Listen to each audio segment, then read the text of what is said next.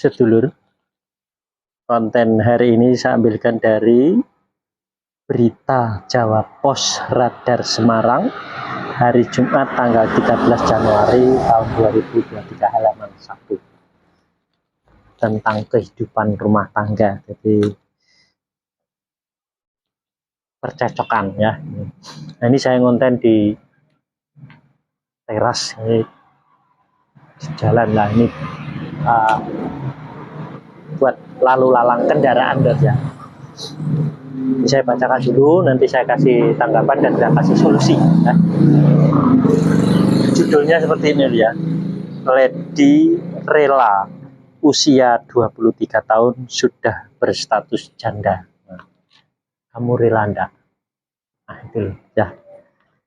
Seharusnya jangan sampai terjadi janda ataupun duda ya, masih muda. Yo, kalau sudah menikah terus otomatis harus sampai tua ya.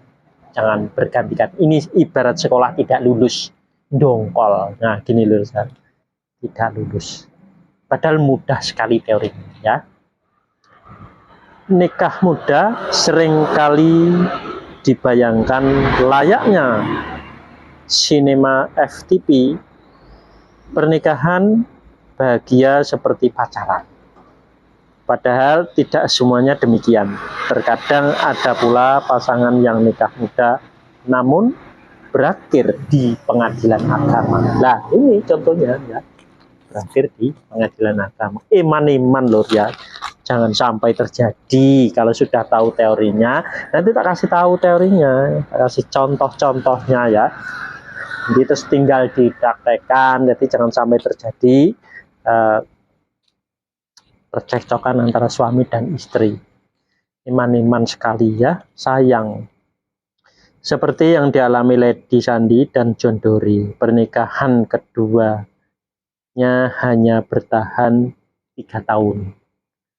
Umur Lady saat ini baru 23 tahun, namun ia harus menyandang status janda.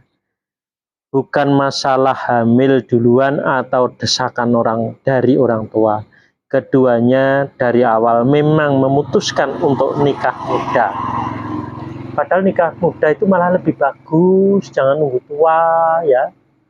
Orang nunggu tua itu malah keliru. Bagus itu masih sehat-sehatnya ya.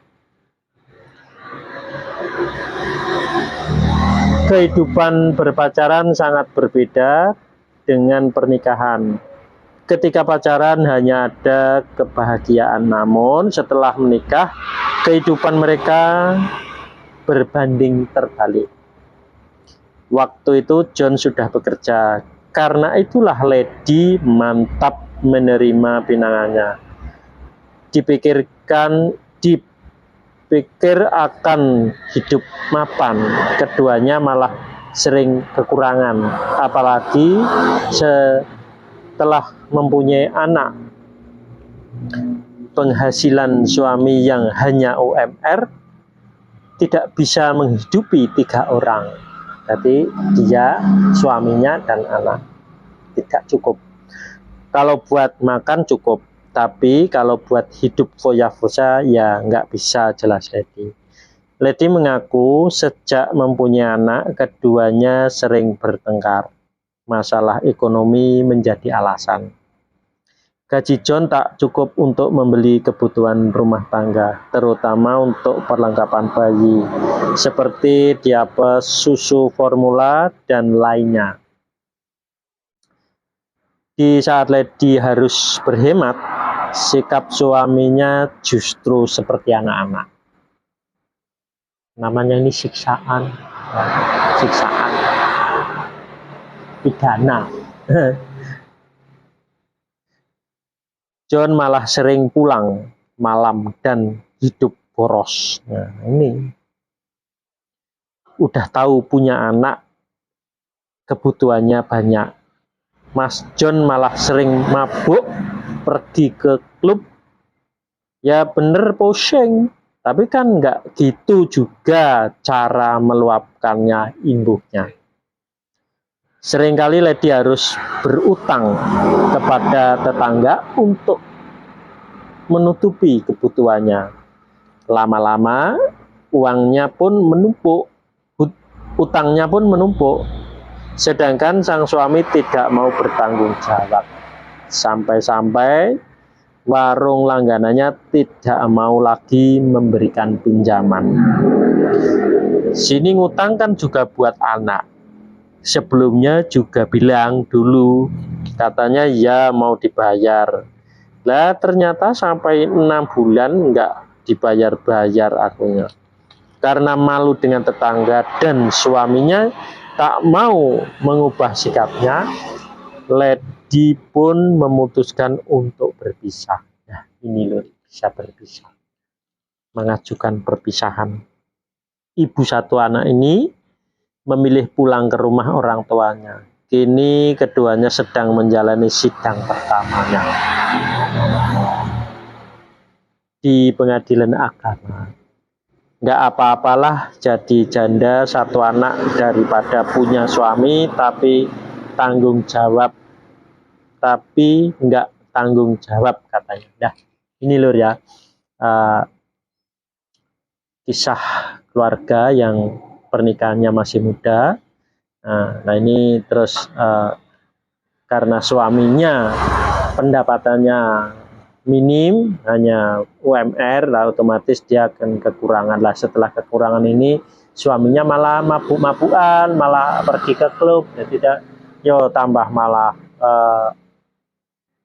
kurang lah. Akhirnya utang,